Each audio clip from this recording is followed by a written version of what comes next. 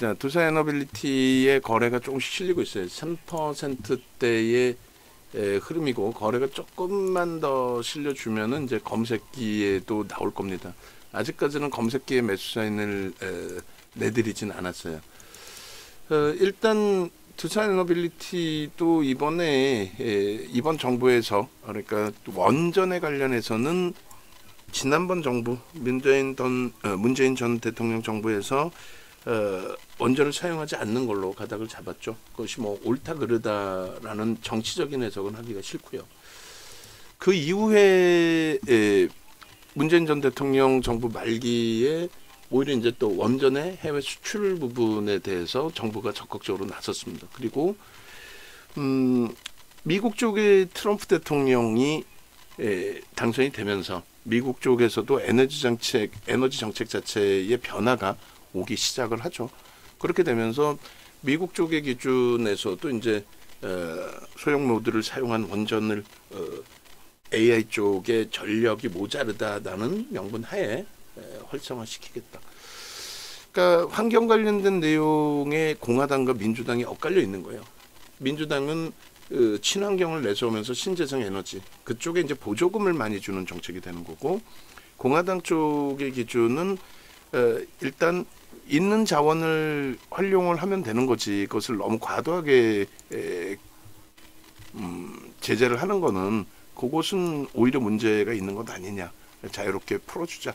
그래서 전통 에너지에 대해서 이제 공식적인 정치자금 후원을 받는 쪽이 공화당 쪽입니다. 아무래도 아버지 부시 아들 부시 때의 걸프전 그리고 또 이라크전 이런 부분을 발발시키면서 사실상 그 엄청난 그 전쟁을 통해서 방산과 그리고 원유 사업 부분을 미국 쪽에서 좀 장악해내는 그런 흐름들을 역사적으로 갖고 왔었죠. 지금 기준은 뭐 그 정도 범위까지는 아니고요.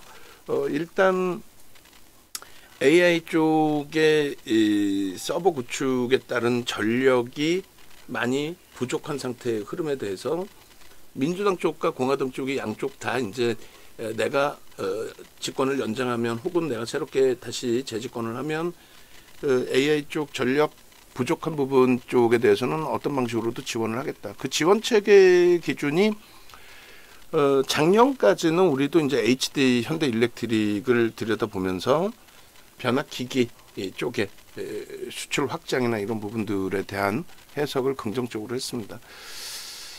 근데 이제 판도가 좀 바뀐 거죠. 바뀌어서 미국 그 정책주의 기준에 두산에너빌리티를 동반적으로 좀 놓고 볼 수 있겠다. 뭐 이 기준을 설정을 한 겁니다. 그래서 주력주로서 이제 우리가 설정을 잡아서 편입 기준을 잡고 있는 거고요. 그리고 두산에너빌리티도 이번 조정에서 꽤 많이 두들겨 맞았습니다만 비중을 유지하고 기준을 잡고 좀 대처하는 그런 종목으로 설정을 했어요. 최근 이제 누적 수익 범위에서는 뭐 두산에너빌리티의 역할 부분이 없죠. 두산에너빌리티의 역할 부분이 없고, 그리고 이제 오히려 낙폭이 좀 심해서 오히려 손실폭이 고점에서 잡으신 물량에 대한 손실폭이 있는 상태입니다. 그럼에도 불구하고 유지하고 있는 쪽의 기준은 지금 뭐 4월 4일 날 탄핵 관련된 선고가 있습니다만 그 불확실성 때문에 변동성은 좀 있을 수 있는데 그거는 펀더멘털 외적인 요인이고 지금 우리가 논의하고 있는 미국 정책주다라는 부분하고는 조금 또 다르게 해석을 해야 되는 부분이 있어서 일단 우리는 비중 그대로를 주력주에서의 10% 비중을 유지하면서 대처하는 기준으로 설정을 하고 있습니다. 지금 그 전월 대비해서 그러니까 2월이죠. 전월이 아니라 2월 대비해서 조정폭이 이렇게 좀 있어요. 그러니까 3월달 포트폴리오 10%를 넣겠습니다. 그리고 3월 말일날 종가 기준으로 8% 조정이 있었고 전일 기준에 이제 5.71% 조정이 있었는데 끝까지 우리는 저 기준의 포트폴리오의 비중을 채워서 대처하겠다. 그렇게 하면서 이제 4월 포트폴리오에도 넣어둔 거죠. 10% 비중으로. 그래서 시가총액 그 순위 순서가 아니라 비중 순서대로 이제 네이버 위쪽으로 올려놨습니다. 두산에너빌리티의 시가총액도 작지는 않아요. 15조예요. 많이 밀렸는데도 불구하고 15조를 형성하고 있고 15조 5천억. 그리고 외국인 지분 24%, 대주주 38%면은 유통 물량이 작지는 않습니다만 지극히 정상적인 비정상적으로 뭐 시가총액 10조, 20조 넘긴 종목군들 많이 있죠. 지금도 뭐 알테오젠이라든가 이런 쪽의 기준을 놓고 보실 때는. 그래서 지극히 정상적인 흐름에서 지극히 정상적인 펀더멘탈을 가지고 움직이는 종목이다 이렇게 해석을 하시면 될 것 같아요. 그리고 우리 원고 작업하시는 분은 조금 전에 두산에너빌리티 제가 올려드렸는데 그거 말고 그냥 계세 제가 여기서 한번 정리해서 올려드릴 테니까. 고점 찍고 나서 이제 5분봉 기준에 거래 둔화되면서 살짝 밀렸는데 새로운 5분봉 기준에서는 움직임이 살짝 나오고 있습니다. 그래서 그 부분으로 이제 놓고 볼 거고, 외부에 계신 분들도 이런 전략 부분을 장중에도 듣고 그냥 뭐 단타를 치겠다 이런 개념뿐만이 아니라 장중에도 이 내용에 대한 설명을 듣고 또 주력주로서 이걸 내가 진짜 편입해서 갖고 와야 되느냐에 대한 해석도 해보고 스스로도 그런 기준을 보셔야 되니까 잠깐 안내를 해드리면, 그리고 화면을 다 가려놓겠습니다. 그냥 윤정도 검색하시면 돼요. 윤정도 검색하셔서 나 함께하고 싶어요 하시는 분들은 여기 보시면 유튜브 있어요. 유튜브 찾아오시고, 유튜브 찾아오시면 거기에 이렇게 4월 주력 포트폴리오도 올려놔 드렸고, 그리고 어제 심야 시간에도 생방송을 긴급적으로 해드렸고, 하나 에어로스페이스에 대해서 공매도에 대한 부분의 우려감을 그렇게 확장해서 해석하실 필요가 없다라는 부분을 말씀을 드렸고, 뭐 하이닉스, 하나 시스템, 하나 오션, 하나 에어로스페이스, 삼성전자, 뭐 크라프튼, 네이처셀 이런 종목군들의 전략을 다 올려놔 드렸어요. 그러니까 유튜브에서 찾아오시고 검색기 신청하실 분들은 이렇게 검색기 신청하는 공간이 있습니다. 검색기 신청하시고, 그리고 공식 홈페이지 찾아오셔서 이렇게 보시면은 상품들이 있어요. 검색기 무료로도 활용을 하시는데 당장의 기준의 수익이 목적이시잖아요. 검색기 활용하는 거나 뭐 교육받는 거나 그런 거는 차분히 받으시면 되는 거고, 당장 알겠는데 지금 뭘 사? 라고 했을 때 기준. 그래서 요 밑에 왼쪽 하단에 전화번호 있으니까 그쪽으로 전화 주십시오. 그리고 저는 이제 지금 모니터를 여러 대를 켜고 보고 있으니까 지금 방송 보시는 분들 뭐 걱정하지 마시고, 그렇게 해서 두산에너빌리티의 내용을 마저 들여다보도록 하겠습니다. 결론적으로 이렇게 4월 포트까지 이제 두산에너빌리티의 비중을 10% 굉장히 많이 넣은 거예요. 반도체, 자동차 이외에 10%씩 넣는 경우가 이제 조금 드물죠. 드문 상태에서 이렇게 많이 넣어둔 겁니다. 많이 넣어둔 거기 때문에 그 부분에 대해서 의미를 여러분들도 같이 부여하시면 될 것 같고요. 이 정도로 이제 많이 넣어놓은 상태에서 이제 문자 계속 나갔어요. 뭐 2만 원부터 더 위까지도, 뭐 3만 원까지도 문자 계속 나갔죠. 25,800원, 25,600원, 26,000원.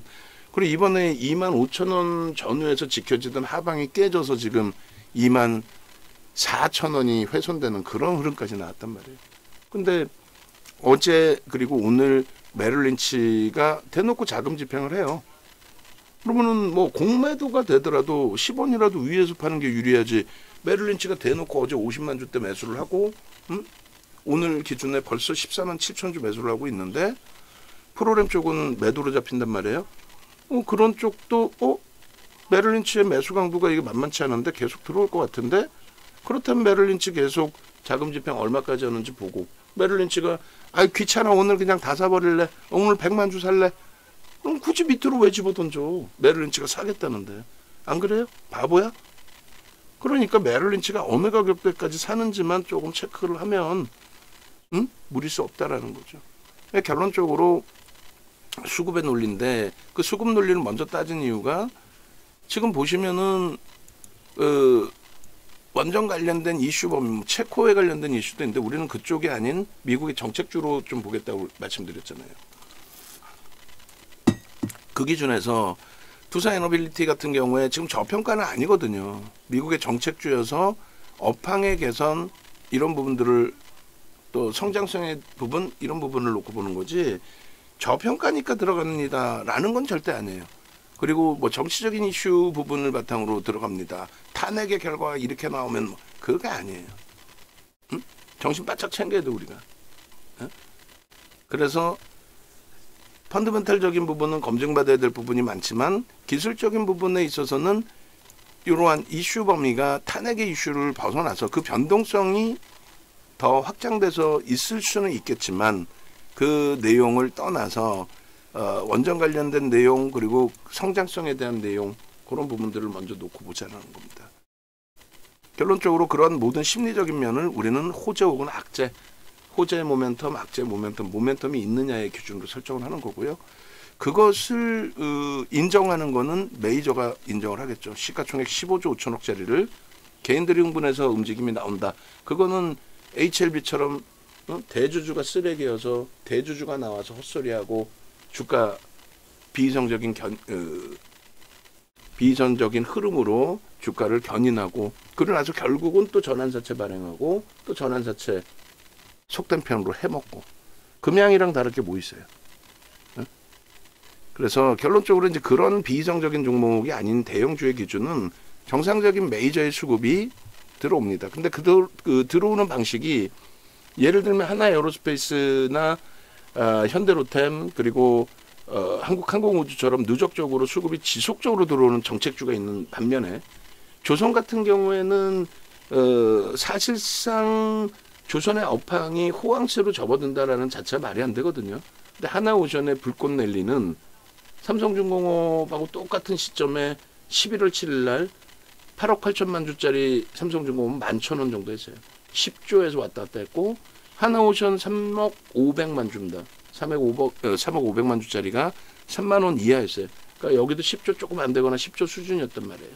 근데 그게 이제 하나오션이 27조, 그다음에 삼성중공업은 기껏 해봐야 뭐 15조, 16조 이렇게 올라왔단 말이죠. 똑같은 내용을 가지고 또. 그러니까 이슈가 있어서 이제 하나오션 같은 경우는 슈팅이 나왔는데 아직까지도 채권단 지분이 남아 있습니다. 오버행 이슈가 있다라는 얘기인 거고. 그리고 결론적으로 조선업황에 대해서 긍정적으로 보는 게 아니라 이슈 범위였고 미국의 정책주로 저는 그것까지는 확장하지는 않습니다. 그러니까 미국 쪽에서 이제 뭐 군함 관련해서 수리할 수 있는 도크가 좀 부족하다 보니 우리나라 거를 좀 쓰겠다는 개념 정도 수준. 그건 큰 돈도 안 돼요. 그래 도크에서 이제 선박 건조까지도 이제 뭐 해외에서 건조할 수 있다라는 부분까지 코멘트가 나왔지만 어찌됐든 하나오션은 누적 수급이 들어오진 않았습니다. 누적적인 수급이 들어오진 않고 좋게 표현하면은 주가가 이렇게 올라가는 과정에서 저점 물량을 위에서 팔았는데 조선업에 대한 환매라든가 일정 범위 상품에 대한 환매가 없다 보니 더 위에서도 또 살 수 있는 거고 또 주가 강세를 띄니까 또 인덱스에서 들어오는 거고 또 인덱스 비중 그리고 액티브 쪽에서도 작은 비중이 조선 쪽에 쏠리면서 또 들어오는 거고 이런 수급 논리의 부분인데 저점 물량의 차익 실현이 겹쳐지다 보니까 누적적으로는 순매수가 제한적이에요. 또 유통 물량도 별로 없고 그에 반해서 방산주들은 외국계 기관 투자자 위주죠. 외국계 기관 투자자 위주로 매수가 들어옵니다. 그러니까 일반적으로 외국계든 국내든 기관 투자자의 매수가 들어오는지 쌍끌이든 외끌이든 그걸 보는 거고 두 번째로는 수급이 들어와서 APR처럼 계속 고점을 넘기고 가더라도 APR처럼 거래 대금이 없으면 불편하잖아요. 그래서 그런 부분을 해석을 해서 놓고 보는 거예요. 거래가 터지는 부분. 그래서 하나오션은 거래가 터지면서 좋게 표현하면 손바뀜의 흐름에 슈팅이 나오는 거고 그리고 방산 쪽의 경우는 거래는 다소 제한적이지만은 누적적인 외국계 수급이 굉장히 상상을 초월하는 거고 그럼 두산에너빌리티는 뭐냐라고 했을 때 일단은 누적 수급이 단기적으로는 꼬여 있어요. 단기적으로는 최근에 많이 났습니다. 그러니까 주가 너무나 좋겠죠. 지금 당장도 대체거래 시장에서의 24,400원 고점을 넘긴 이후에 메릴린치는 계속 사는데 메릴린치 이외에 오늘 맥쿼리도 팔았고 JP모건도 팔았고 뭐 계속 팔고 있는 것 같아요. 그러니까 프로그램이 12만 6천 주 매도로 확장이 되죠. 그러니까 고점 찍고 프로그램이 매도 우위로 형성이 되다 보니까 주가가 더 치고 가지를 못하고 눌린단 말이에요. 응? 근데 그게 이제 두산 에너빌리티의 힘만을 해석할 수 있는 영역이냐 했을 때 그렇진 않고 시장 전체적으로 갭 상승 이후에 좀 밀려 내려왔고요. 그리고 여전히 조정에 놓여져 있어요. 0.65까지 지금 빠져 있네요. 0.65까지. 강세를 띄던 흐름이. 그러다 보니까 거기 연동. 그리고 가격 반발력 나올 때는 시장 반등이 있었고 지금은 시장이 다시 고점 찍고 눌림목에서의 흐름입니다. 그러니까 다시금 프로그램이 매수로 전환될 수 있는 위치로도 나올 수 있어요. 그러니까 그 흐름을 좀 놓고 보자. 그리고 오늘은 우리가 단타만 설정하는 게 아니라고 말씀드렸잖아요. 단기적인 공략만 설정하는 게 아니기 때문에 일단은 현재 기준에서 손바뀜이 나오면서 아래 위로 좀 출렁하면서 그러면서 움직임이 나와주면 거래가 수반되면서의 흐름이 되겠죠. 전체 시장 거래대금의 슈팅은 아니다 할지라도 그런 맥락 좀 이해를 하시고, 그리고 지금 검색기에는 실리콘2가 지금 막 떴는데 이 부분을 전체적으로 형성해서 드리지는 않을 거예요. 실리콘2에 대해서 우리가 매수합시다. 검색기에 떴으니까 매수합시다. 그렇게 전략을 설정하지는 않을 겁니다. 무슨 말인지 아시겠죠? 그래서 일단은 현재 기준에서는 개별적인 기준에 실리콘2가 떴다. 매매 기준을 설정할 수 있다. 이 정도 수준에서 놓고 보시는 게 맞겠다라는 말씀을 드립니다. 그래서 지금 뭐 어찌됐든 오늘 전체적인 흐름에 있어서 설정 범위 부분이 삼성전자의 약보함, 뭐 하이닉스의 20만 원 위쪽의 흐름에서의 조정, 그 다음에 하나에어로스페이스의 3%대 흐름에서 약보까지 눌림목, 하나오션의 보합권의 공방, 거기에 이제 거래대금이 어느 정도씩 실리느냐의 기준, 그 정도만 이제 좀 해석을 해서 놓고 보면 될 것 같고, 두산에너빌리티 방금 말씀드린 것처럼 펀더멘탈적으로는 더 확인해야 될 게 많아요. 그렇지만은 기술적인 부분에 있어서 심리적인 면에 있어서 다른 뭐 체코나 이런 내용도 다 중요하지만 미국의 정책에 관련된 내용에서 윤정두는 설정 범위를 잡는다. 그리고 단기 수급은 굉장히 꼬여 있어요. 보여드릴 건데, 근데 중장기 수급은 굉장히 대단한 위치에 놓여져 있다라는 부분을 말씀드리는 겁니다. 외국인과 기관이 고르게 샀어요. 23년 이후에 누적적인 수급 범위가 상상을 초월합니다. 그래서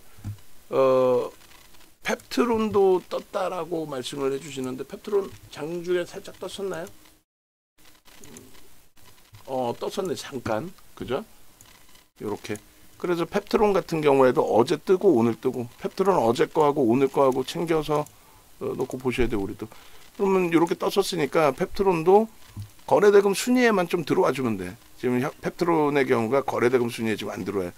그리고 프로그램 쪽에 순매수가 좀 들어와 주면 좋고, 그거 다 제가 체크하고 있을 거니까 그렇게 해서 펩트론이 뜨는지 그 정도 놓고 보시면 됩니다. 그리고 이제 실리콘2도 개별적인 기준에서의 설정 범위.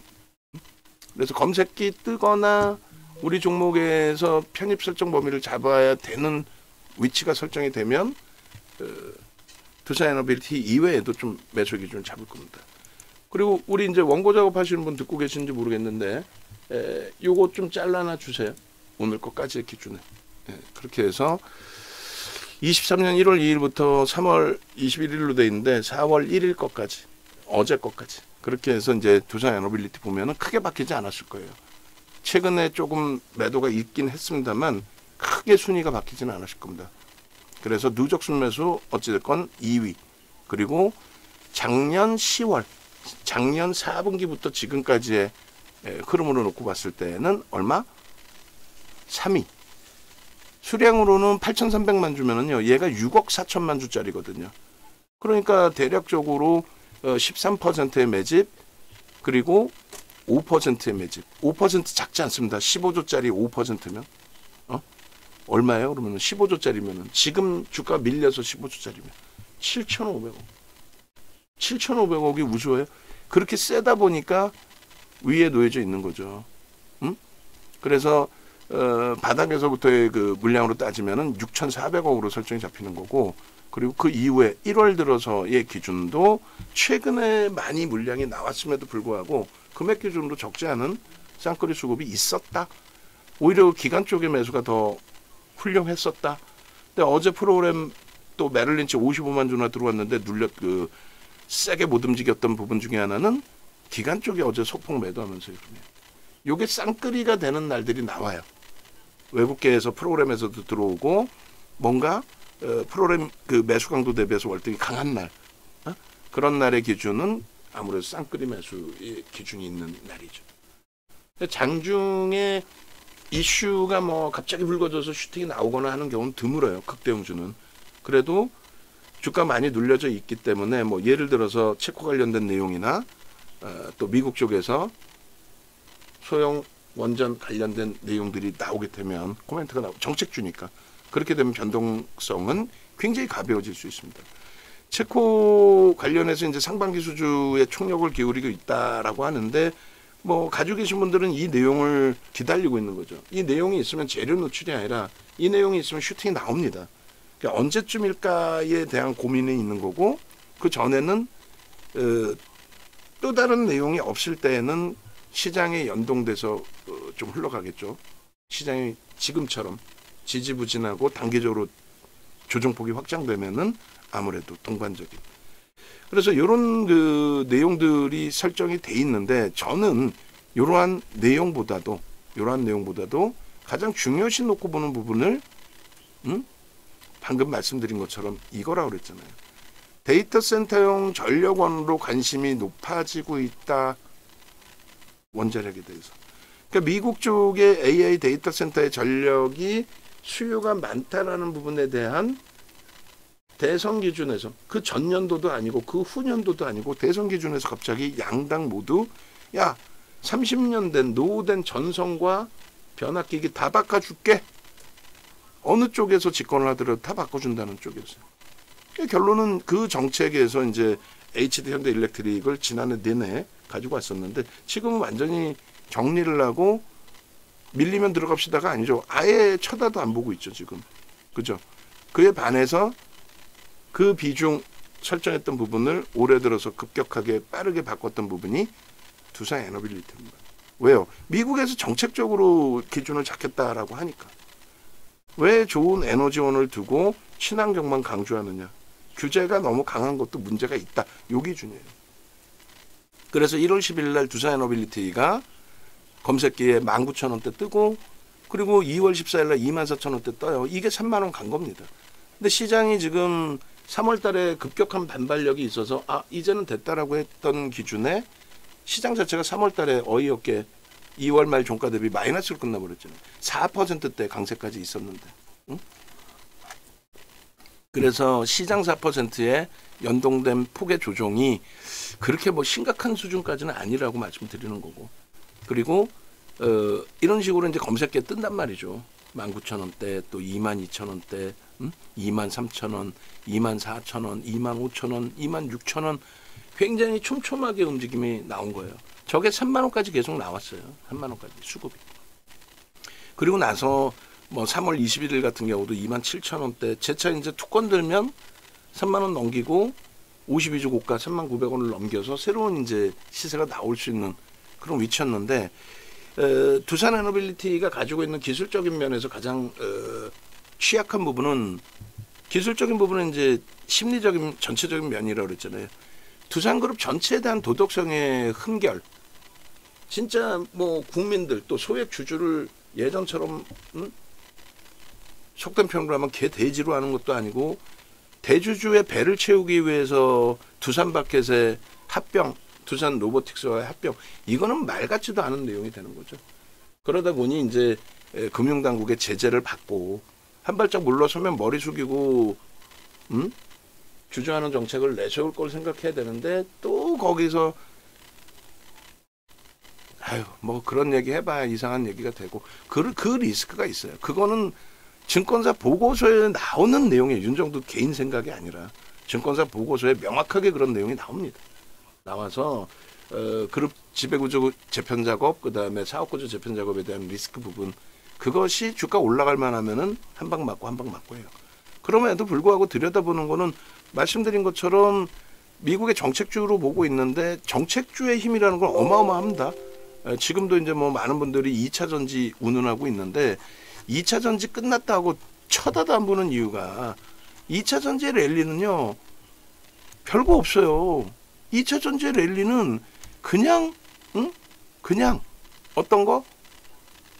테슬라에 대해서 뜬금없이 친환경, 민주당의 친환경 정책이 신재생 에너지가 아니라 갑자기 뜬금없이 전기세 보조금 주겠대. 그게 정책인 거예요. 방산주 날아가는 거 뭐 실적이 좋아서 그 실적이 좋아질 수 있는 이유가 뭐예요? 우크라이나 전쟁을 해서? 그럼 명분인 거고, 정부가 정책 금융을 그 정책 금융에 대한 내용을 바꿔버리죠. 그러니까 예를 들면 폴란드, 동유럽의 또 전체적인 뭐 해외 국가에 우리가 정부의 자금을 가지고 지원해 줄 수 있는 규모라든가 이런 부분, 또 이자율이라든가 이런 부분을 다 규제를 완화해서 폴란드에 돈 빌려주고 무기사라고 한 거 아니에요. 그래 방산주들 입장에서 입이 찢어지는 거지. 근데 그걸 야당에서 막말로 속된 편으로 까야 되는데 규모가 너무 크고 산업에 미치는 영향이 크다 보니까 말을 못하는 거야. 그러다 이번에 계엄 탄핵 정국 때 대놓고 공개적으로 하나그룹을 깠죠. 이번에도 또 그게 좋다 나쁘다를 떠나서 그만큼의 정책적인 수혜가 우리나라 방산주에 나오는 거고, 그게 2020년 21년 3월이죠. 20년 3월, 이제 또 헷갈리네. 20년 3월이에요? 21년 3월이에요. 우크라이나전이 지상전으로 진입된 거. 그 전에 이제 2020년 12월에, 그러니까 21년 3월이 맞겠네요. 2020년 12월에 장거리 미사일에 대한 정책. 그런 게 이제 정부 정책에 대한 수혜라는 거고, 그 포장을 한 게 이제 장거리 미사일이라고 하면은 일본이나 중국이나 북한이 가만히 안 있겠죠. 뻔히 알면서도. 그래서 항공 우주 분야에 대한 기술 이양이라고 표현을 한 겁니다. 어쨌든 미국 쪽에서는 이제 테슬라의 템버거 10배 이상의 슈팅이 나온 거는 2020년이에요. 그때 이후로 테슬라는 내리곤두박질입니다. 고점 대비 70% 박살나고 기술적 반등 나오고 다시 박살날 즈음에 트럼프 대통령 쪽으로 잘 옮겨 탄 거죠. 어찌됐든 그게 정책주라는 건데, 그 정책주의 기준에 저 혼자만이 얘가 정책 좀 다 끝내줍니다의 표현을 한 게 아니고, 실질적으로 메이저 쪽에서도 수급이 아까 보여드린 것처럼 이런 식으로 매집의 기준이 그대로 유지되고 있다라는 거예요. 그대로. 그래서 결론적으로 일단 그 전체적인 흐름 놓고 보시게 되면 뭐 이게 3만 원까지 이렇게 올라왔던 흐름의 기준이 되는데, 뭐 아쉽지만은 전체 시장도 그렇고 뭐 지금 우리 그 종목도 그렇고 어찌됐건 밀려 내려온 기준의 흐름이 된단 말이에요. 그죠? 그리고 지금 새롭게 이제 검색기에 뜰 수 있는 위치가 돼 있어요. 여기서 다시 24,600원을 뚫어줄 때 프로그램이 매수로 전환이 되어 준다면, 그럼 메릴린치도 매수, 시장의 가격 반발력에 따른 프로그램 쪽, 메이저 쪽의 매수의 흐름, 그리고 다른 쪽의 시각도 바뀌어서 매수로 장중에도 바뀌어진다면, 말씀드린 것처럼 거래가 없더라도 3에서 5% 정도는 움직여요. 그리고 거래가 아주 없진 않아요. 660억이면. 그래서 뭐 충분하게 긍정적인 흐름까지도 볼 수 있다. 무조건 변동이 확정되려면 거래가 터져야 된다. 거래 터진다는 거는 밑으로 터지는 게 아니에요. 밑으로는 거래가 터지지 않습니다. 예전과는 달라요. 그래서 위에 매물을 잡아갈 때 거래가 수반됩니다. 우리가 맨 처음 접근할 때가 이때예요. 이때가 죄송합니다. 저 때가 19,000원 했나? 가격이 저게 한번 보시죠. 갭상승 이후에 거래가 터지면서 저 흐름이 나왔기 때문에 이 아이를 두고 전체적으로 기준을 잡아드린 게 저게 19,000원대네요. 그죠? 2만원, 19,000원. 2만원, 19,000원. 이때가. 이때 이후에 흐름이 연출이 된 게, 그때 이후에 흐름이 연출이 된 게 뭐, 요거 일봉 하나만 아무거나 더 잘라주세요. 이게 일봉이죠? 21일자 요거 일봉 방송하면 요거 좀 넣어주세요. 그래서 왜 그러냐면은 요거 한 장 따로 별도로 띄워놓고, 그리고 저 일본까지 포함해서 늘려오래요. 왜냐하면 얘가 굉장히 중요한 위치에서의 흐름이 되거든요. 이게 얼마였니라고 했을 때 앞으로도 이런 흐름이 나오게 되면 얘 마찬가지고 다른 쪽도 마찬가지고 다른 종목도 뭐 추세를 넘겨서의 기준이 됐든 뭐 아래 고점을 넘겨서의 고점이 됐든 다 필요 없이 갭 상승의 양봉의 크기가 확장이 된다. 그러면서 거래가 이렇게 실려준다. 이건 뭐 대단한 거죠. 지금도 분봉 좀 이따 보고 말씀드릴 건데 분봉에서 거래가 실려야 돼요. 지금은 그냥 지켜져라. 지금의 상승률이라도 지켜져라. 거래가 안 터졌는데 뭐 위로 뭐 속된 표로 미친 듯이 올라간다. 그렇게 볼 수는 없단 말이지. 주봉의 기준에서도 저 앞전 고점을 결국은 다 넘기잖아요. 앞전 고점을 못 넘길 때부터 들여다봤었고, 그죠? 그렇게 되고 이 흐름에 있어서 가장 중요한 역할은 우리가 수급 범위를 논하게 된 건데 이게 2008년도 도서입니다. 2008년도 도서예요. 이게 우리나라 모든 증권사 임직원 교육 교재로 사용이 됐고 대학 강의 교재로 사용이 됐어요. 결론적으로 확대해서 보시면 이런 거예요. 23년도에 이미 방송 갖고 나갈 때 23년도 기준에 매집이 이 정도 돼 있으면 주가는 이 정도 당겨 놓는다의 기준인데 얘는 그렇게 가야 되는데 못 갔단 말이지. 얘도 하나 잘라주세요. 얘까지. 그렇게 해서 가야 되는데 못 갔다는 얘기는 24년 10월부터면은 작년 4분기부터예요. 이게 조금 꼬여져 있어요. 가장 최근에 흐름에서는. 보시면은 누적적으로 3,700만 주에서 3,000만 주, 뭐 700만 주 막 나왔으니까 이럴 때에도. 그죠? 근데 요 부분에 제일 중요한 거는 이제 쌍끌이 순매수의 기준이 되는 거고 그 규모가 어찌됐든 5% 6억 4천만 주니까 5% 수준인 거고 요 당시 기준에 개인들이 그 뺏긴 가격 기준 그 앞전 다 떠나서 이제 4분기 이후에 개인들이 뺏긴 가격의 기준이 23,000원입니다. 모든 데이터는 객관적인 근거가 있어야 돼요. 그게 맞든 틀리든 객관적인 기준점이 있어야 될 거 아니에요. 그럼 23,000원 대비해서 5%의 매집이 돼 있다. 그러니까 대형주 2.5에서 5%라고 표현을 합니다. 소형주는 의미가 없어요, 사실. 대형주의 2.5에서 5%인데 그럼 최소 30%예요. 그리고 5%를 넘기면 30에서 50% 매수 평균 단가 대비. 그러면 정확하게 얘 지금 이제 더 올라가 있을 거란 말이에요. 왜? 위에서 주가가 밀리더라도 3만 원 찍고 밀리는 흐름이었기 때문에 매도 단가는 개인들 매도 단가는 더 위에 있을 텐데 일단 어찌됐든 23,138원 곱하기 30% 등락 범위라고 한다면 얼마? 3만 원이 그게. 그 목표 주가가 지금 놓고 보시더라도 3만 원을 놓고 보고 5% 이상으로 더 들어올 것이다라고 저는 생각을 하거든요. 저는. 왜? 미국의 정책주의 기준에서 인정을 받고 있으니까. 그룹 차원의 문제라든가 시장의 문제라든가 여러 이슈의 문제라든가 이런 것 때문에 눌려 있을 뿐이지. 결론적으로 파란 색깔 개인들의 수급만 다시 하향되는, 그러니까 이들의 흐름이 상향되는 그런 흐름이 연출된다면 다시금 보여드리면 지금 5%에서 왔다 갔다 하잖아요. 그죠? 그러면 30% 정도 들어 올려야 된다. 그게 3만 원인 거고 이렇게 웅크려지고 있는 그 상황의 기준이 된다는 거죠. 25,000원이 잘 지켜지다가 원체 이번에 시장이 크게 무너졌잖아요. 그러다 보니까 이게 눌려진 흐름인데 4.76에서 저는 더 증가하리라 보고 있었고 또 보고 있고 하루에 뭐 프로그램 통해서 뭐 500만 주, 600만 주씩도 들어옵니다. 그게 1%예요. 그래 봐야. 그런 슈팅이 나올 때 이제 장대 양봉으로 돌려질 수 있는 그렇게 되려면 거래, 줄거들인 이 거래가 충분하게 실려져야 되는 그런 부분의 흐름이 됩니다. 아시겠죠? 그래서 일단 그 차트 부분을 차트는 제가 자를게요. 요 수급 부분만 좀 잘라주세요.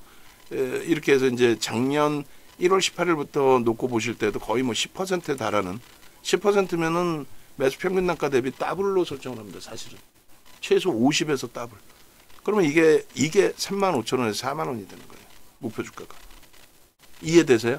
그냥 매수했으니까 갑니다. 아니야. 공매도 재개되니까 방산 조성 속된 편으로 개박살납니다. 아니라고. 개박살나는 근거가 뭐야? 공매도가 재개되잖아요. 그러니까 공매도가 재개되는데 개박살난다는 근거가 뭐야? 없잖아. 근데 윤정도는 뭐라 그래요? 아무런 문제 없다라고. 하나그룹주들이 조정을 받든 조선방산이 조정을 받든 그거는 공매도의 영향이 아니다. 하물며 2차 전지가 조정받았죠. 2차 전지의 조정이 그게 공매도의 영향입니까? 시가총액 10조, 5조 이런 종목이 공매도가 하루에 2, 30억 공매도 나왔다고 그 영향으로 주가 폭락한 거야? 아니지. 그 심리적인 면에 무너졌을 뿐인 거고 실질 공매도 영향은 없어요. 얘네들도 두산 에너빌리티를 떠나서 하나 에어로스페이스를 떠나서 공매도 재개됐을 때 종목당 공매도 나올 수 있는 비중이 시가총액 1조 이상짜리에서 대부분이 1에서 3% 해지성 물량으로 나오지 그 이상 그 이하 아닙니다. 그런 근거가 있어야 될 거 아니야.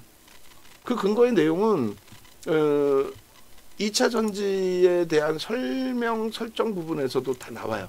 뭐 지금 그 자료를 찾아서 보여드리기에는 시간도 애매하고. 그럼 예전 VVIP 방에 계신 분들은 예전 내용들 다 알고 계시니까 그거 참조하시면 돼요. 됐죠? 그렇게 해서 지금 끊임없이 그 두산에너빌리티는 2월, 3월 지속적으로 주가는 밀리고 있음에도 불구하고 지속적으로 매수세를 잡아들이고 있는 거예요. 주력 기준에 전략적으로 가져가 보자. 이 전략적인 부분이 단기적으로 이제 그 수급도 꼬여지긴 했지만 누적 수급이 원체 훌륭한 상황이고, 모멘텀이 있고, 만약에라도 거래가 더 둔화되고 더 흐름이 훼손이 된다면 그럼 손절을 해야죠. 하지만 지금은 그나마도 이번 그 조정에서도 좀 두들겨 맞긴 했지만 어떻게 돼 있어요? 어떻게 돼 있어요?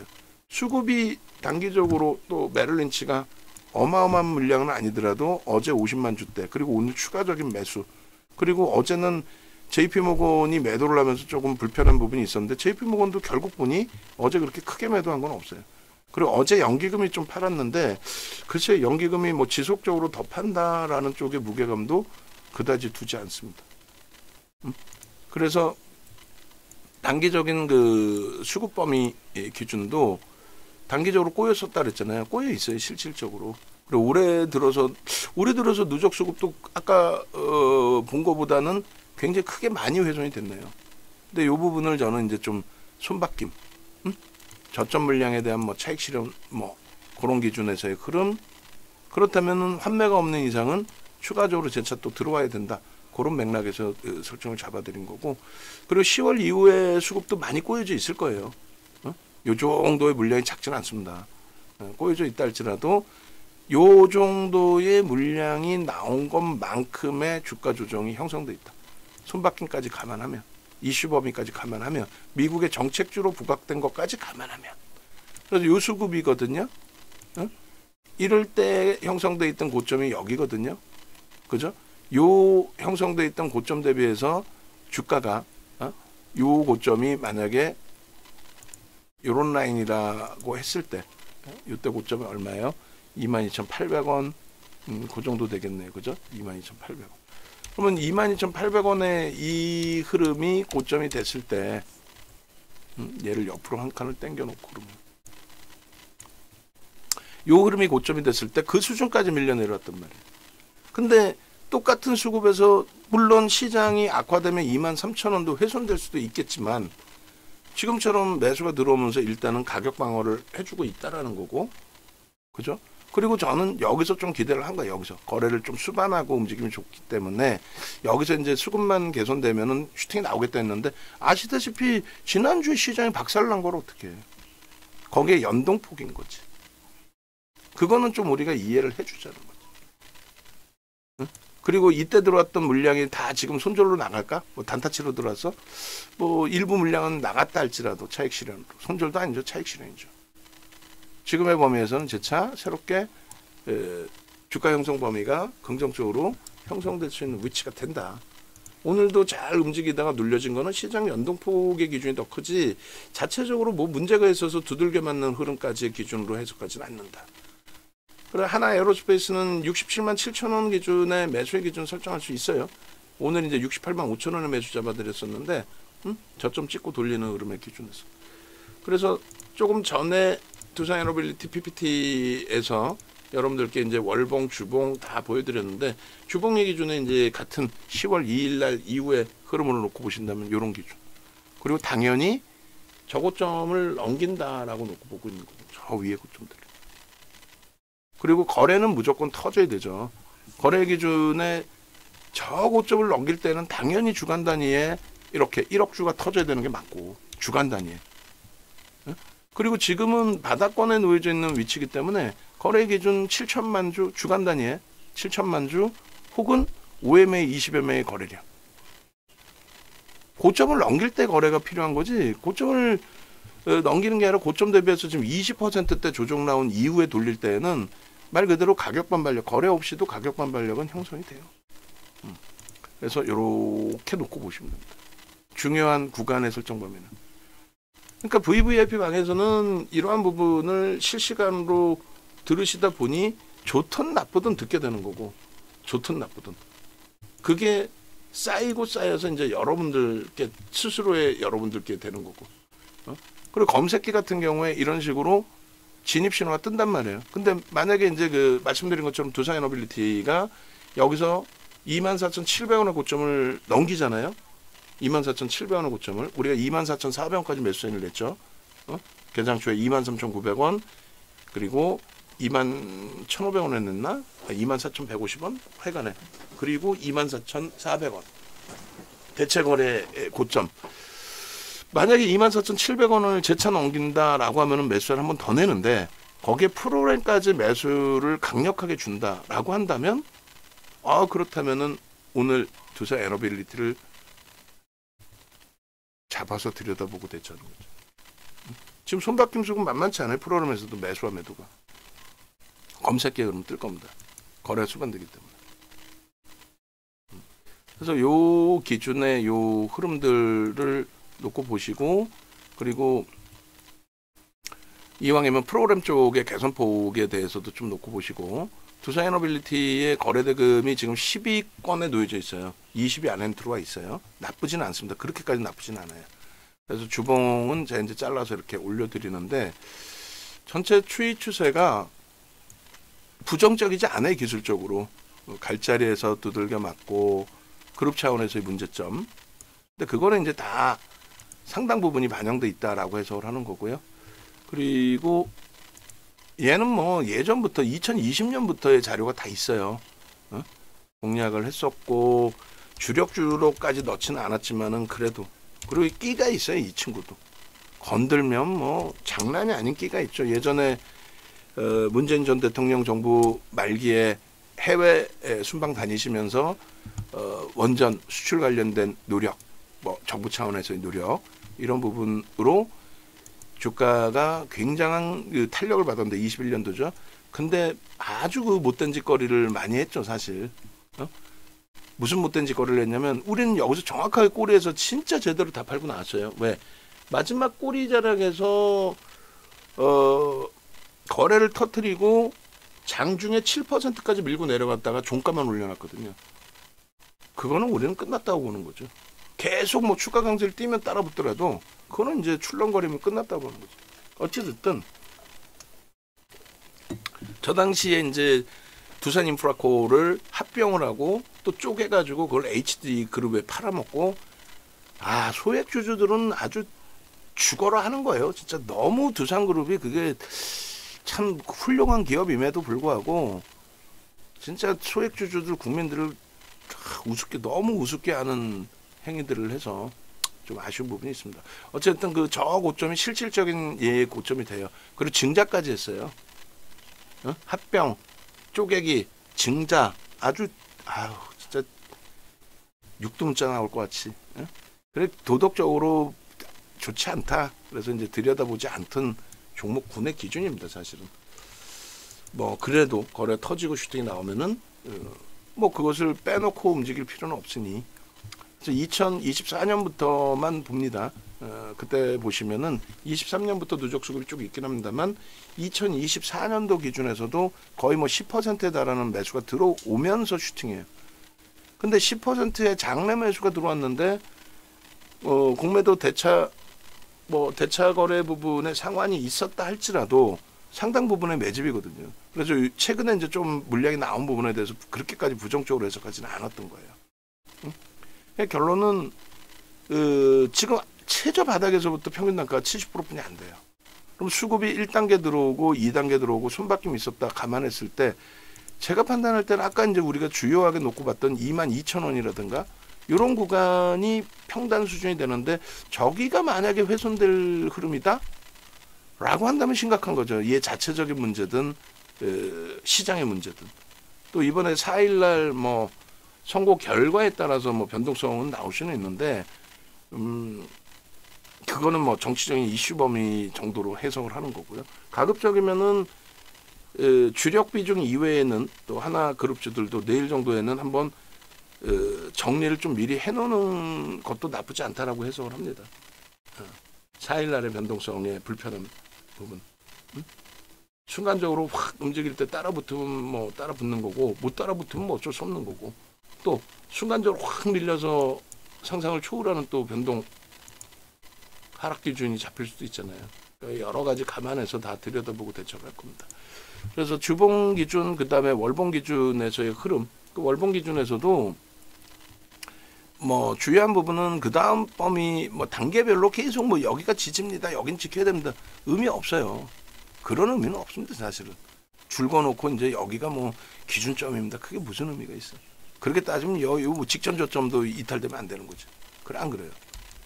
그래서 요거는 이제 기준을 잡기 위한 심리적인 면의 기준을 잡기 위한 부분이 된다. 그리고 여기가 굉장히 중요합니다. 안 중요한 곳은 어디 있어 또? 여기로 이 음봉으로 직전 저점을 잡을 거예요? 아니면은 이 꼬리를 잡을 거야? 결론은 뭐 단계별로 다 주요한 구간인데 저렇게 밀려 내려올 때 수급이 여전히 꼬여지느냐, 계속 꼬이느냐, 그러면 안 돼. 답 없어요. 그리고 거래가 급격히 둔화되느냐, 계속 둔화되느냐. 일단 지난달에 둔화됐잖아. 윤정두가 좋다고 하든 안 좋다고 하든 일단은 거래가 둔화됐잖아. 그래서 지금 그 고점을 넘길 때 요 2억 7천만 주 월봉 기준에 그건 당연히 넘겨야 되고요. 저게 이제 70%라고 한다면 뭐 예를 들어서 2억 주. 2억 주가 70% 정도 되나요? 조금 넘기는 거죠. 그 70%의 거래. 그리고 최악의 경우 추세 매매다 점진적으로 강세를 띈다. 5MA, 20MA 거래라도 넘겨야 신뢰도가 쌓인다. 그렇게 설정을 하는 겁니다. 아시겠죠? 그래서 일단은 이제 이렇게 설정을 해서 월봉 기준까지 보시는 거고 일봉 볼 거고 그리고 분봉 보면서 분봉에서 그러면 어떻게 봐야 되느냐. 지금 공격적으로 따라붙을 수 있느냐. 아니에요. 얘기했잖아요. 윤정두가 녹화를 하기 시작하면은 다소 흥분 상태의 기준이다. 왜? 여기서 조금만 더 움직여주면 이제는 검색해 뜨고 말 그대로 변동성이 확장될 수 있으니. 근데 여기서 시간이 지나면 지날수록 거래가 실려야 되는데 거래를 못 싣고 간다면 그럼 어떻게 돼요? 그냥 여기서 맴돌다 끝나는 거예요. 그러니까 종가가 뭐 슬슬슬 밀려서 그러면 안 되겠지만 마이너스로 끝나는 경우도 나올 수 있고. 근데 제일 중요한 거는 메릴린치와 비메릴린치 관계에서의 손바뀜이다. 판 쪽은 다 판 거고 팔았으면 끝난 거고 사고 있는 메릴린치가 자금 집행을 더하면은 좀 더 주가는 움직이겠죠. 위로 자금 집행을 더하면. 근데 메릴린치가 자기네가 샀다고 얘를 주가를 들어 올린다? 15조를 어떻게 들어 올릴 거야. 기껏 뭐 어제 50만 주 오늘 만에 100만 주를 산다고 해도 그렇게 기준을 잡는 거는 무리수가 있고요. 다만 이제 손바뀜이나 수급 범위가 나쁘지 않고 좀 과하다. 전체적인 기술적인 흐름에서는. 그런 기준 보시는 거고.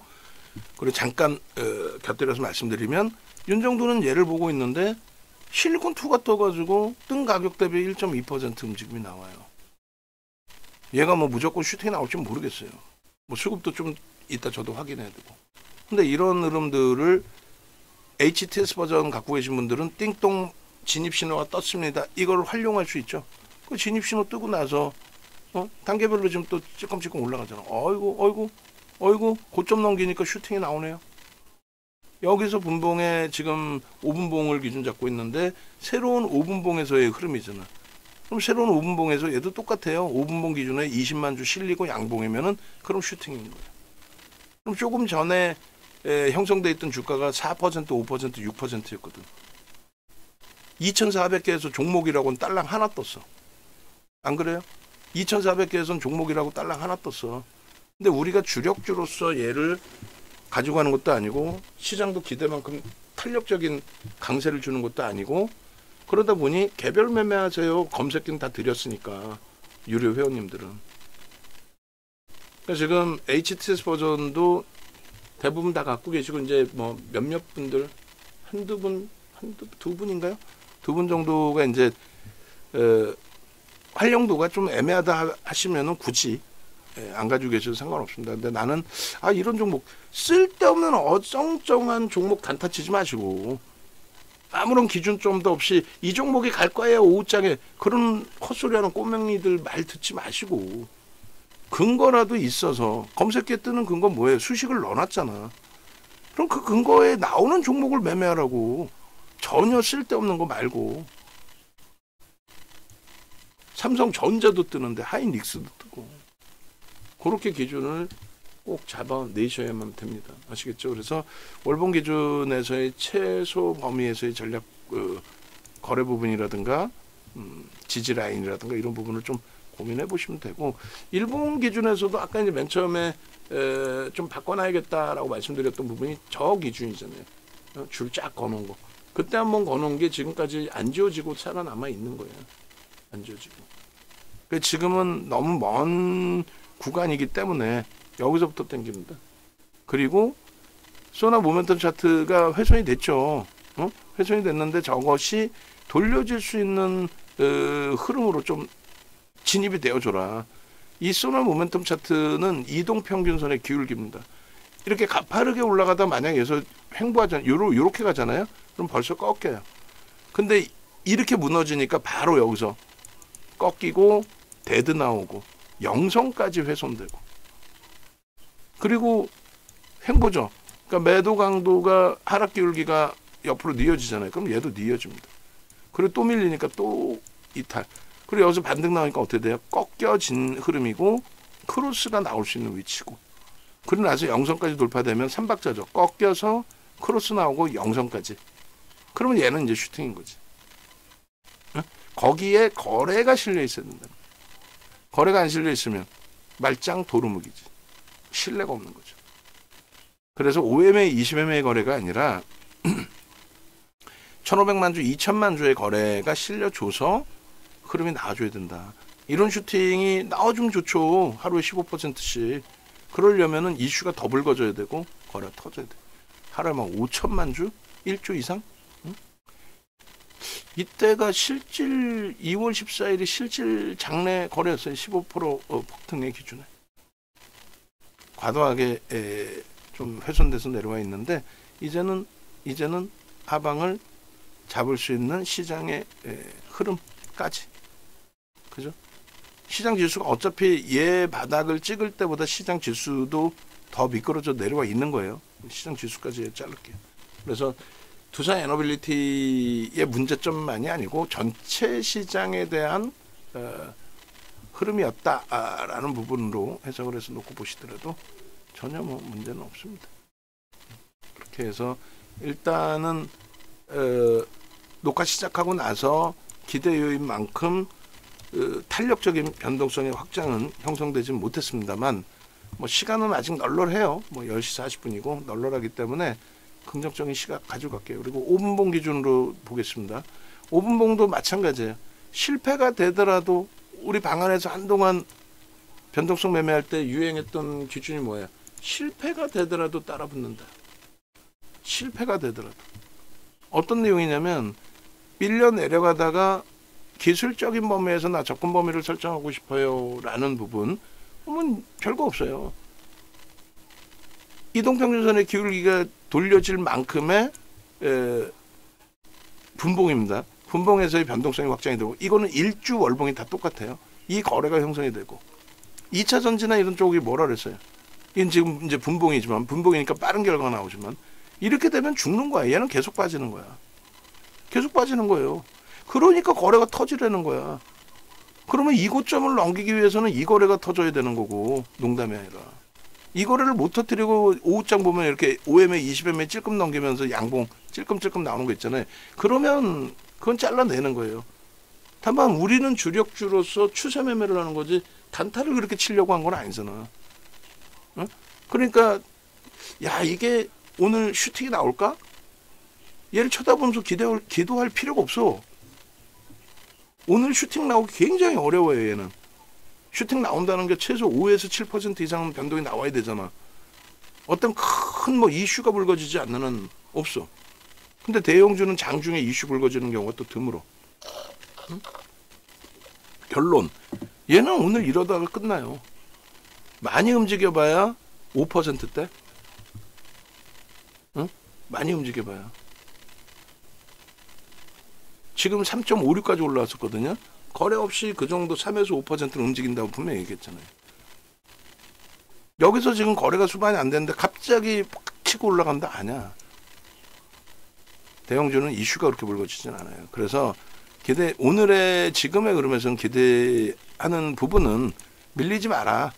프로그램 수급이 아름아름 18만 주까지 나왔습니다. 계속 나와버리면 짜증스러운 거지. 왜? 주가가 흘러내리니까. 보합권에서 프로그램 쪽의 매도가 제한적으로 형성되고 보합권에서는 프로그램 매수가 좀 더 확장이 됩니다. 그런 흐름이었고, 메릴린치는 어제 50만 주대 매수 이후에 오늘 기준에서 또 20만 주예요. 마감 때까지 추가 50만 주는 살 것 같은데 뭐 얼마나 더 살지는 봐야 되겠죠. 메릴린치가 이제 뭐 나 자금 집행 뭐 1%할 거면 600만 주 사야 돼. 그럼 계속 들어오는 거지. 뭐 한 열흘이면 열흘. 혹은 귀찮아 한 방에 다 살래. 여러 가지. 그래서 이쪽의 수급도 마저 보고. 그래서 분봉의 기준은 최소 거래량이 이 5분봉 기준에 15만 주는 터져줘야 돼요. 그래야 다시 고점 돌파 시도가 나오는 거고, 그렇지 않고 그냥 지금처럼 지지부진하고 이 상태에서 뭐 24,400원, 500원 올라오잖아요. 그럼 단타 물량 들어온 게 있으면 그땐 그냥 다 거기서 잘라버리는 거야. 중기 추세로 가져가는 10%는 그거는 유지하는 거지. 어? 짜증스럽게 흘러내려서 보합까지 내려오더라도 얘 어떤 문제가 있어서 밀리는 건 아니니까. 그냥 말 그대로 손바뀜 속에 수급 눌리니까. 여러분들이 펀드 매니저라고 쳐봐요. 메릴린치 쪽에 펀드 매니저야. 누구를 위해서 위로 막 쌓아 올리는데 기껏 50만 주 오늘 20만 주 사놓고. 그러니까 그들이 어디까지 사서 움직임을 줄 거냐, 응? 그들의 오늘의 매매 패턴은 어떨 거냐, 그런 것도 뭐 볼 수 있으면 좋죠. 그래서 일단은 현재 기준에서는 슈팅 나오기가 다소 제한적이다. 이슈 불거지기가. 그리고 분봉 가지고 여기가 지지되면, 여기가 지지되기는 지금 프로그램이 20만 주 매도인데 퍼센테이지는 얼마 안 돼요. 6억 4천만 주짜리라. 그렇지만은 전체 시장이 지금 이제 이렇게 돼 있잖아요. 차트 보시면은 전체 지수 놓고 보시면 갭 상승 이후에 올라갔다가 바닥 찍고 조금씩 돌리고 있어요. 근데 선물은 요 정도도 못 돌려, 지금 선물은. 그래서 일단은 뭐 어찌됐든 요게 조금씩 움직여 주면은 연동이 돼요. 15조짜리니까 시가총액 30위 안에 들어와 있으니까. 근데 얘가 여기서 흐지부지하고 이렇게 가면은 제한적일 수밖에 없죠.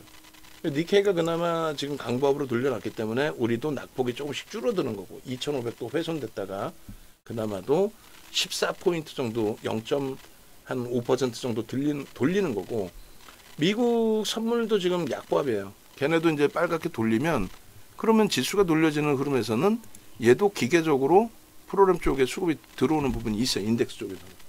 그러면 이제 같이 매수가 되는 거죠. 메릴린치 매수, 인덱스 쪽의 매수. 그러면 이제 매도 강도보다는 매수 강도가 좋아지는 거고. 그러니까 하여간의 결론은 복잡하면 그렇게 생각하십시오. 거래가 급감했잖아. 그죠? 그러면 못 가요. 조금 이따 거래 터질 겁니다. 그걸 내가 어떻게 알아? 말도 안 되는 거짓말이지, 그거는. 그래서 거래가 터지게 되면 그때 다시 매수 강도를 높이더라도 지금은 멈춰 계시면 되고요. 단기 성향으로 들어오신 물량은 말씀드린 것처럼 거래가 없이 이자락으로 올라온다. 그럼 단기 성향 물량은 정리하셔야 돼요. 거래가 없이 올라오면. 그잖아. 이걸 넘기려면 거래가 터져야지. 응? 위에 물량은 막 잡아가야지. 그래서 호가 동향도 여러분들이 보셔야 돼요. 매도 물량이 갑자기 매도 물량이 많이 쌓여. 그럼 뭐 인위적이 됐든 아니면 그 우연의 기준이 됐든 그렇게 쌓이게 되면은 그걸 뚫고 올라가는 경우가 많습니다. 그러니까 우연히 쌓인 거라면은 여러분들이 메릴 린치의 펀드 매니저라고 생각해 보세요. 야, 이것이 오늘 100만 주 사야 되는데 미치겠네. 근데 누군가 물량을 위에 많이 걸어놔 줬어. 야, 저거 빨리 체결시키고 가서 밥 먹자. 응? 물량 잡으려고 지금 밑에서 받고 있는데 위에 딱 적정한 물량이 뭐 10만 주 단위 막 쌓여줬어. 땡큐지. 응? 그래, 짜고 치는 거다. 뭐 그렇게까지는 아닌데 대형주는 어쨌건 물량 걸어놓고 본인들이 뭐 단타가 됐든 중기가 됐든 때 단타를 치는 경우는 드물고요. 그 물량을 걷어가는 순간 거래는 터지죠. 거래 터지고 강세를 띄는 거죠. 그러면 뭐 고점은 계속 넘겨지지. 그래서 바닥에 대한 요 인식은 뭐 크게 의미가 없고, 시장이 아름아름 돌려져라. 그리고 두산에너빌리티의 수급도 지금 프로그래밍 매도가 18만 주까지 확대돼 있는데, 야, 그만 팔아라. 그만 팔고 매수 강도가 좀 더 확장되라. 야, 그리고 메릴 린치 너도 시원하게 좀 더 사줘봐. 뭐 이런 식으로 차분하게 대처하시면 무난합니다. 그래서 우리 이제 전체적인 종목군들, 뭐 주력주들도 그렇고, 전체적인 종목군들이 비이성적인 변동률이 지금 나오는 쪽은 제한적이니까. 다만 이제 포스코 그룹주 압축을 했는데 여전히 포스코 그룹주가 우리가 가지고 있는 마지막 그 포스코 그룹주, 포스코 홀딩스마저도 지금 너무 약해요. 상황에 따라서는 안타깝지만 뭐 손절 범위도 설정을 할 거고요. 나머지 부분은 뭐 시장 연동폭이죠. 미국 쪽의 흐름 자체도 뭐 정규장에서 좀 긍정적 흐름은 있었습니다만, 뭐 연동을 시키지 못하니까 뭐 억지를 부린다고 될 얘기도 아니고, 그렇게 하시고 조금 이따 이제 실리콘2를 한번 볼게요. 실리콘2가 검색엔 떴는데 자체적인 거래대금에 의한 흐름은 될 수가 있어요. 근데 지금 전체 시장의 거래대금의 뭐 최상위권으로 올라와 있지 못해요. 실리콘2가. 그래서 지금 거래대금이 뭐 20위 안에는 들어와 있습니다. 근데 뭐 어마어마한 슈팅이 나오기를 기대하기엔 조금 모자르지 않나. 조금 이따 볼게요. 자, 다시 한번 마무리 해드리면, 네이버에서 윤정도 검색하셔서 찾아오세요. 네이버에서 윤정도 검색하시고, 또 혹은 유튜브에서 윤정도 검색하시고 오셔가지고 전체적인 전략 이런 내용들도 보시고, 지금 하나 에어로스페이스가 오른다 내린다를 떠나서 제일 중요한 부분은 뭐라 그러세요? 하나 에어로스페이스가 오른다 내린다가 중요한 게 아니에요. 중요한 거는 일단 공매도 쪽의 기준이 시장을 흔들어 놓을 수는 없다. 종목을 흔들어 놓을 수는 없다. 그런 맥락에서 꼭 해석을 하셔야 된다. 그 말씀 드리는 겁니다. 그렇게 하고 이제 검색기도 유튜브에 오셔서 검색기 신청하시는 방법이 이렇게 있으니까 검색기 신청하시고, 그리고 네이버에서 윤정도 검색하셔서 이 공식 홈페이지 찾아오시면 이렇게 나와 있습니다. 전화번호 끝자리가 5930이에요. 삼성전자 코드번호 005930 5930입니다. 그렇게 해서 전화하시고 함께 하시고 수익 범위 가져가시고, 아시겠죠?